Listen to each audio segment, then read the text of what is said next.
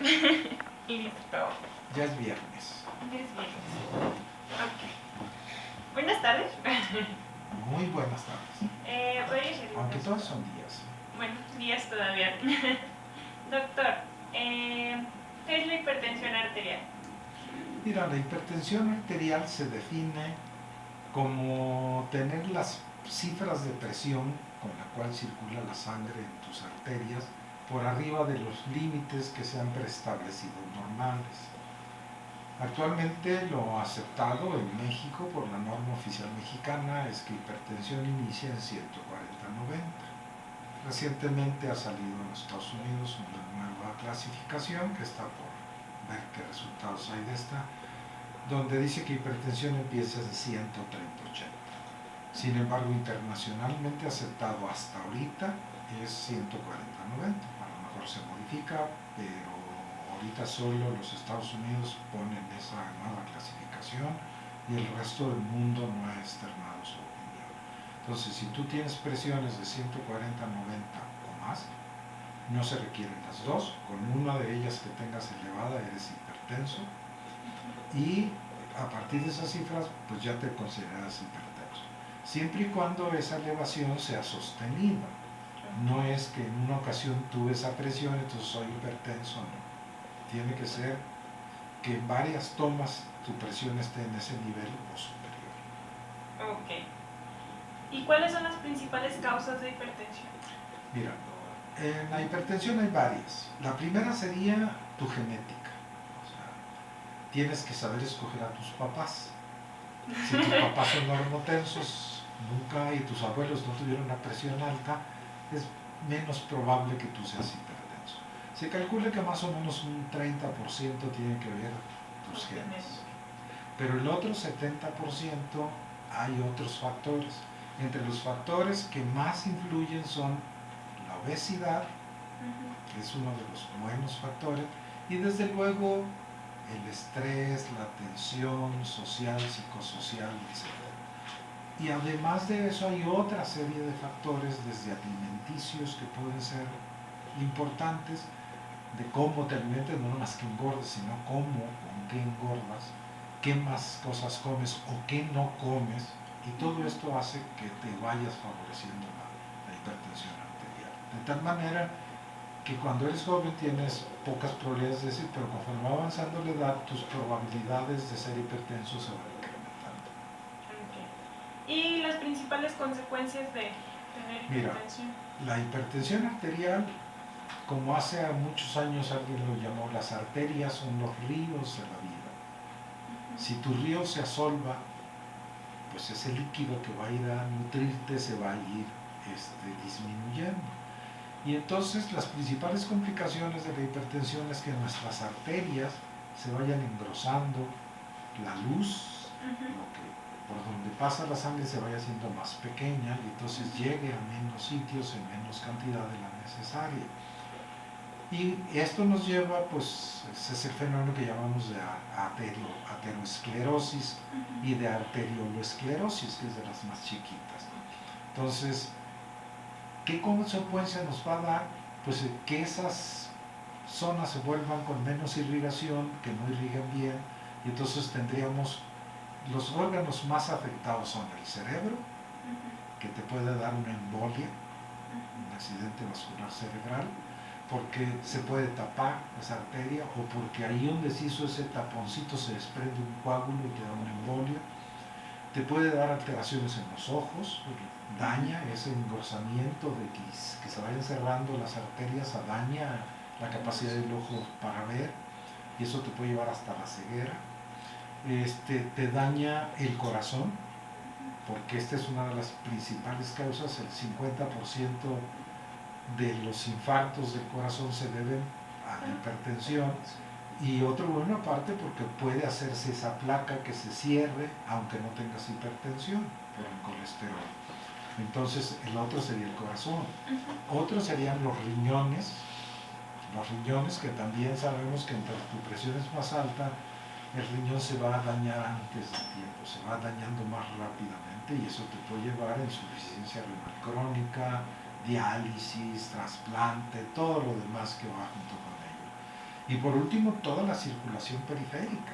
O sea, tus piernas lo van a resentir, tus músculos lo van a sentir porque tienes menos circulación y menos sangre está llegando con todos los nutrientes, con el oxígeno que se requieren en los tejidos terminales. Aquí una pregunta. ¿Cómo se diagnostica hipertensión tomando en cuenta que la presión arterial es un signo que se modifica fácilmente como por correr, subir escaleras, el estrés o un susto? Sí. Bueno, si tú ves las guías internacionales, tanto norteamericanas en cuanto a diagnóstico, establecen que la presión se debe de tomar cuando menos 2 veces en la cita y que tu promedio sea igual o superior a 140-90 o 130-80, lo que dicen las guías de la semana pasada. Pero, y que en una segunda ocasión se vuelva a repetir. Sin embargo, es cuando menos que en 2 tomas separadas, no en el mismo, o sea, 2 tomas un día, lo dejas una semana o 2 semanas, vuelves a tomarla, otras 2 tomas, y cuando menos, porque no dicen que son 2, dicen cuando menos 2 veces, y que te esté saliendo ese valor elevado. Si en la segunda, la tercera, la cuarta toma, esa es una manera la que habitualmente el médico hace.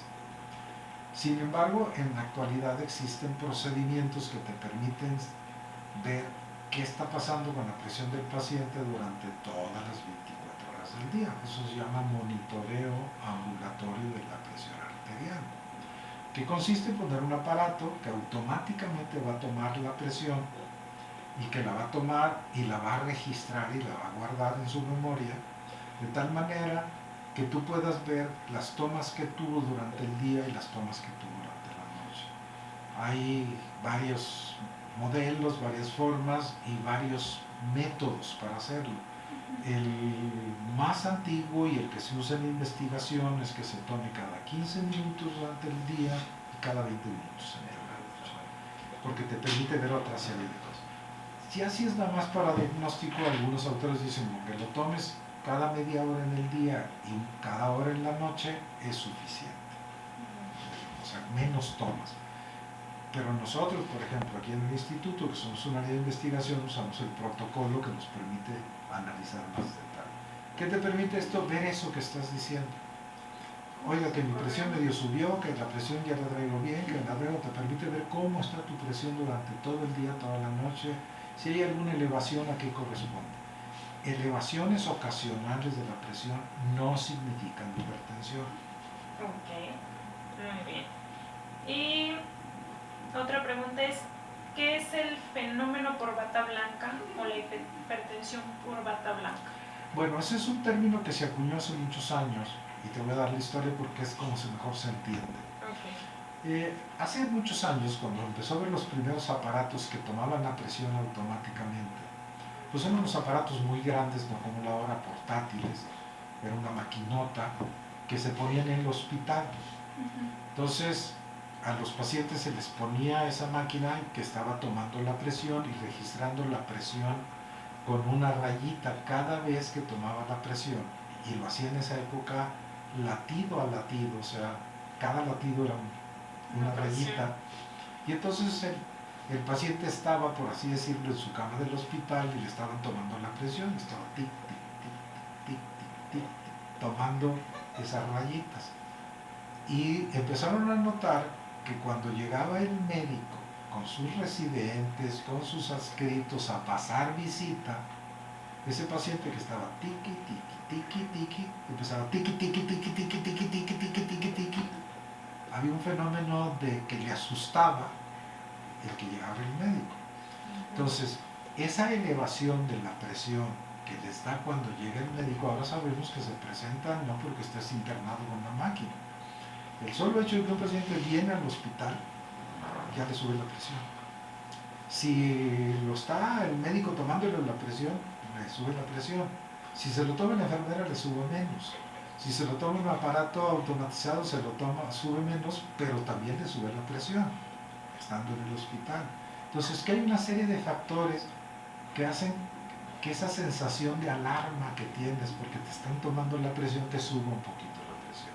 Eso es fenómeno, y se le llamó por la bata blanca porque se veía cuando llegaban el montón de médicos con su bata blanca. Entonces era un fenómeno por la bata blanca. Yo les digo por la bata blanca, no de la bata blanca, porque el fenómeno no trae bata. El que trae bata es el médico, ¿no? Entonces por la bata blanca del médico. Esa es la reacción de alarma al médico. ¿Cuándo se llama hipertensión? Cuando ese fenómeno es tan importante que las cifras que se toma cuando están con el médico están en el rango de hipertensión. Si esto, llegas con el médico, te tomas la presión y te encuentras cifras elevadas, te vuelve a citar, te encuentras cifras elevadas, te vuelve a encontrar cifras elevadas, él te va a hacer diagnóstico de hipertensión. Pero si le haces un monitoreo de la presión, te vas a encontrar que en cuanto sale de la oficina, la presión se normaliza. Entonces, en realidad no es hipertensión. En la actualidad se ha estudiado esto mucho y se ha sabido que también el paciente que hace ese fenómeno es un paciente que te está diciendo voy a ser hipertenso. No lo soy, pero voy a serlo. O sea, ya no se considera como un fenómeno inocuo, que no haga nada, no, te dice, no es que se te sostenga ese fenómeno, en cuanto sales tu presión se normaliza. Pero si estás haciendo ese fenómeno cuando te está viendo el médico, ¿cómo lo harás cuando te estás peleando con alguien? O estás discutiendo con el patrón, o estás en un trabajo muy agobiante, pues a lo mejor estás haciendo el mismo fenómeno y al paso del tiempo tu presión va a llegar a ser elevada. ¿Y cuál es su opinión sobre el nuevo criterio diagnóstico que propone el Colegio Americano de Cardiología y la Asociación Americana del Corazón?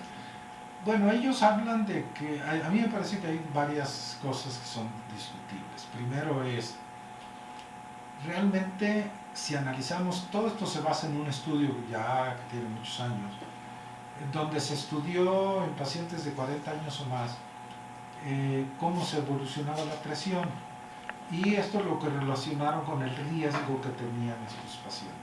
Y se vio que cuando la presión es igual o superior a 115/75 y va subiendo, conforme suba, el riesgo de tener un evento cardiovascular, embolia, infarto, etcétera, se va incrementando. Entonces, basándose en ese estudio, se define la presión como óptima si tienes menos de 120/80, o sea, andas por esa cifra de 115/75 por ahí. Entonces, esa es la ideal porque es la que se dice que no hay riesgo en ese estudio, en esa población, que es muy amplia porque es 1.000.000 de sujetos, 1.000.000. Y luego se vio que por cada 20 milímetros de mercurio que subía la sistólica, la de arriba, o 10, la diastólica, que es la de abajo, el riesgo se duplica. De 0, de ser normal se te va a 2, de 2 se te va a 4, de 4 se te va a 8, y así por cada 10, 20 y 10. Entonces, bajo ese concepto, pues lo ideal es que te dé presiones abajo de 120/80, y este nuevo concepto dice que la presión realmente ideal es abajo de 120/80. Pero luego ellos hacen una subclasificación que cambia totalmente, que le llaman presión elevada. Y dice, presión elevada es que si tú tienes 120 a 129 la de arriba, sostenida, y menos de 80 la de abajo. Entonces, están usando el criterio de que, bueno, con una de las dos que esté elevada, está elevada. Bajo ese concepto, pues sí, ya es una presión elevada comparada con el ideal. Pero creo que lo que faltaría saber, y ellos dicen hipertensión ya entonces no inicia en 140/90, inicia en 130/80. Entonces, los pacientes que tengan 130 o más, 80 o más, son hipertensos. Esto tiene muchas implicaciones. Primero, te va a aumentar el número de hipertensos. En el propio análisis que ellos hacen, suben 14 millones de hipertensos en los Estados Unidos, a nivel nacional. No millones, un 14% del total, que son más millones porque sube del 32%, que sería la prevalencia de hipertensión en adultos en mayores de 20 años en Estados Unidos. En este momento, con 140 es 32, y se va de 32 a 46. casi el 50% de la población adulta en Estados Unidos con ese criterio sería hipertenso. ¿Qué pasaría con esto? Bueno, esto implica reclasificar a muchos pacientes. Ese paciente que ya no es sano, ya es hipertenso, va a tener que seguir indicaciones médicas, que puede ser no necesariamente fármacos, pero puede ser algunas otras recomendaciones dietéticas, ejercicio, etcétera, vigilancia, y eso implica interacción con el médico, estudios iniciales para descartar cualquier otra posibilidad, para ver qué otras cosas tiene además de hipertensión, cómo está su corazón, sus ojos, su cerebro. O sea, implica una serie de gastos muy importantes. Los norteamericanos dicen vamos a gastar más, pero vamos a salvar vidas. Puede ser, puede ser. Eso no está demostrado todavía. La siguiente parte es las implicaciones que a lo mejor en este estudio no se ven, pero que uno que está metido en la hipertensión sabe. A ver, tú tienes a un sujeto de 28 años que tiene 130, 80. En este momento tú dices que está bien, que está sano. Pero con esta clasificación dices que es hipertenso, que tiene una enfermedad que le va a durar toda la vida. Y ese joven de 28 años, cuando vaya a pedir trabajo, en sus antecedentes les van a decir, ¿padeces alguna enfermedad? Y decir, soy hipertenso. Te puedes implicar, imaginar ya las implicaciones laborales que tendría para un país como México, donde el 50% de la población tiene unos sueldos miserables, donde los jóvenes no tienen acceso al trabajo y todavía les das una excusa para decir no te puedo contratar porque eres hipertenso. Segundo, quieres tomar un seguro de gastos médicos o de lo que sea, te van a cobrar mucho más, porque tú ya estás pidiéndolo con una enfermedad. O sea, esto tiene muchas implicaciones laborales, personales, la misma actitud mental del sujeto. No es lo mismo, estoy sano y puedo hacer mi vida normal, a decirle, no, no estás sano, eres hipertenso. Y vas a hacerlo toda la vida. Entonces creo que allí hay aspectos que no se han evaluado y que a lo mejor para ellos, como dicen ellos, bueno, vamos a gastar más, pero vamos a salvar vidas. Pues en nuestro país, desgraciadamente, cómo va a impactar a la población que no tiene capacidad de tener atención médica, que no puede estar gastando en todas estas visitas para revisión, etcétera, etcétera, que allá no te lo va a pagar el Medicare aquí, ni el Medicaid, ni tu aseguranza, como le dicen ellos, tu seguro de gastos médicos, aquí quién lo va a pagar. Entonces creo que tiene implicación.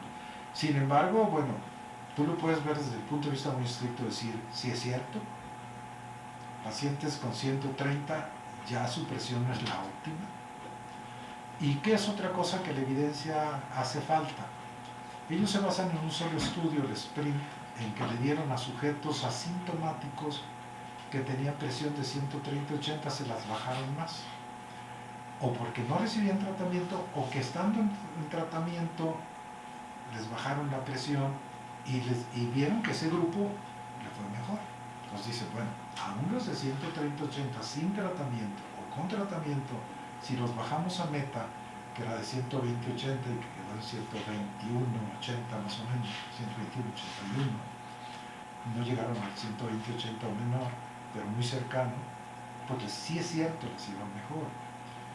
Pero lo que no se analiza, que en ese estudio que demuestra que ese grupo con esa presión sí disminuye el riesgo, no corresponde a la realidad de todos los hipertensos. Porque tú dices en sujetos mayores de 55 años o más, de alto riesgo cardiovascular, que tenían otras cosas ya, y en ellos les fue bien. La pregunta es, en un sujeto de 40 años, con esa presión, ¿sí le va mejor bajándole o no? Porque no necesariamente, sí sabemos que entre más suba la presión el riesgo se incrementa, pero lo que no está totalmente demostrado y es que si tú le bajas a ese nivel ya se le quitaste el riesgo, a lo mejor el riesgo va a seguir, ¿verdad? Entonces, bueno, tiene que analizarse mucho más, desglosarse más este estudio en ese sentido, y que bueno, los expertos internacionales, las guías europeas de hipertensión, las latinoamericanas de hipertensión, los rusos, las guías japonesas de hipertensión, todo el mundo analice y diga cómo me impacta y si realmente hay evidencia de que hacerlo sí es mejor. En principio sí, sonaría. Si la presión te sube y te daña, pues entonces hay que entre más bajita y si vamos a tratar antes a los hipertensos, pues sí, como dicen, a lo mejor vamos a gastar mucho dinero y salvar muchas vidas. Pero está demostrado que las vas a salvar. Esa es la pregunta que a mí me queda. ¿Verdad? Y para usted, ¿cómo participaría el nutriólogo en el tratamiento de la hipertensión? Yo creo que es sustantivo y no escoba a los nutriólogos, porque todas las guías de manejo de la hipertensión te dicen que todo inicia con cambios al estilo de vida. Y los cambios al estilo de vida son fundamentalmente cambios en tu dieta, que va a variar dependiendo de las características de cada sujeto, pero para todos les vas a decir, va a tener que comer menos sal, va a tener que comer más frutas, más verduras, va a tener que comer, más potasio, menos sodio, más potasio, más fibra, etc. Todo eso está bien. Pero, a ver, a un paciente, don Juan, frente a mí, el médico en general hace lo que te le estoy diciendo. Lo que acabo de decir. Don Juan, usted tiene que comer menos sal, tiene que comer más frutas, tiene que comer más verduras, tiene que subir su cantidad de fibra, por lo tanto, más alimentos ricos en fibra, porque eso arrastra el colesterol, etcétera, etcétera, etcétera. Y el paciente se va y dice, tengo que comer más frutas y más verduras. ¿Cuáles? ¿Cuánto? ¿Qué dosis? ¿Qué listado me lleva? Tengo que comer más potasio. ¿Y ese qué?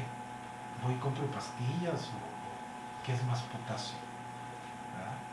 Entonces no, yo creo que el médico tiene este enfoque muy global de lo que debe ser, pero quien realmente individualiza las características es el nutriólogo. Primero te dice, ¿usted necesita una dieta solo para bajarle la presión? O bueno, lo que pasa es que también tiene usted obesidad, ¿qué tipo de obesidad tiene? ¿Qué más le tengo que hacer? Y luego las otras cosas que sí le hace el médico, no fume, bájele a la tomada, no puede tomar más allá de 2 tragos por día si es hombre, y 1,5 si es mujer, no se vale acumularlos, tiene que hacer ejercicio cotidiano, pero es igual. Cuando decimos al paciente haga ejercicio, si ahora tú oyes con un médico especialista en ejercicio, te va a decir, no, espérate, es que también será igual a un señor de 70 años con problemas en las articulaciones, que ya tuvo y le pusieron un stent en el corazón, que vas a recetar el mismo ejercicio que el de 40 y tantos años hipertenso que no tiene ningún otro problema. ¿O qué ejercicio le vas a recetar a uno y a otro? O sea, estamos en una etapa en que el manejo de la hipertensión debe ser en grupo. La parte nutriológica debe de estar el nutriólogo apoyándonos para que individualice las necesidades. Yo le digo, es que coma verduras, te lo digo, yo me lo he dicho, coma más apio, coma más lechuga, qué sé yo, brócoli. Dicen, doctor, no soy vaca, a mí eso no me gusta. En cambio tú, un nutriólogo puede decir, mira, usted puede suplir esto con esto, a ver qué le gusta, qué sí puede comer, pues esto es lo que sí puede comer, en qué cantidad, y eso nosotros no lo hacemos. Igual es lo que te dije del ejercicio, que siempre le decimos, usted tiene que hacer ejercicio, todas las guías dicen que tiene que ser 150 minutos de ejercicio normal por semana, o 75 si es de ejercicio intenso. ¿Y eso qué es? ¿Y cómo sé cuál es intenso y cuál es? Yo como médico te puedo decir que no tengo la seguridad exacta de siempre. Y lo te vuelvo a decir, será lo mismo para el joven que empieza a ser hipertenso que el señor que ya tuvo un infarto, que tuvo un AVC, ¿qué le vas a decir? Ok, ¿Ah? muy bien. Y dentro de su experiencia con los pacientes, ¿su vida cambia después de un diagnóstico? ¿La vida del paciente cambia? Yo creo que sí. En general sí les cambia. Digo, porque primero tienes el estigma que soy hipertenso. Segundo, recordemos que la hipertensión es una enfermedad silenciosa. Así se le llama, el asesino silencioso. Quiere decir que no te molesta. ¿No tiene síntomas? La inmensa mayoría de los pacientes no tienen ninguna molestia. Pero en cuanto les dices que eres hipertenso, les aparece. Es que me dolió la cabeza. Antes les dolía la cabeza ocasionalmente porque se malpasaron y no han comido, porque se enojaron con alguien y les dolió la cabeza, qué sé yo. Pero nunca le tomaban en cuenta porque es normal. Y ahora, en cuanto les duele la cabeza, la presión. Sentí que me hizo así un poquito el corazón. ¡Ay, la presión! Entonces se vuelven más aprensivos, andan más estresados por la propia situación de la hipertensión. Además de lo que te dije, a ver, si genuinamente es un hipertenso, va a requerir, además de medidas médico-dietéticas, ejercicio, que tenemos que decir, los pocos lo siguen.